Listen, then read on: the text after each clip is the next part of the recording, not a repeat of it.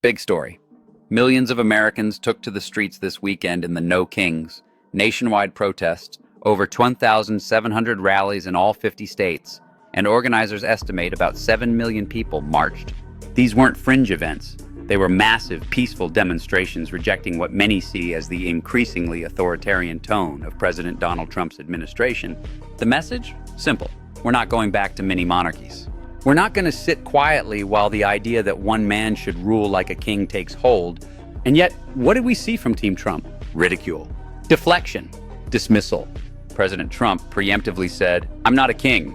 But then on his own social feed, he posted a bizarre AI-generated video of himself wearing a crown, flying a jet labeled King Trump, and dropping brown sludge on protesters. That's more than tone deaf. It's mockery.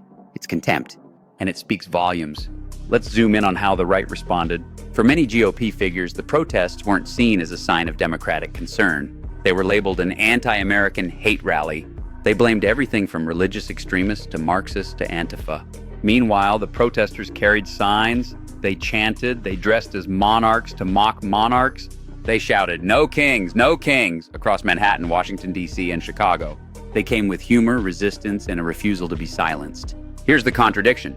The protests were peaceful, democratic, and rooted in the American tradition of free speech. But the reaction from the president and his supporters was contempt, projection, and theatrics. And that signals a deeper problem. When democracy is challenged and dissent is mocked, a dangerous pattern starts to form. So what now? If nearly 7 million people are saying we're done with kings, the question is, will those in power listen? Will Congress act? Will the media amplify or challenge? Or will those who hold power mock and weaponize the voices of the people? Our democracy isn't built on crowns or sludge-dropping jets. It's built on respect for dissent, for rights, and for the rule of law.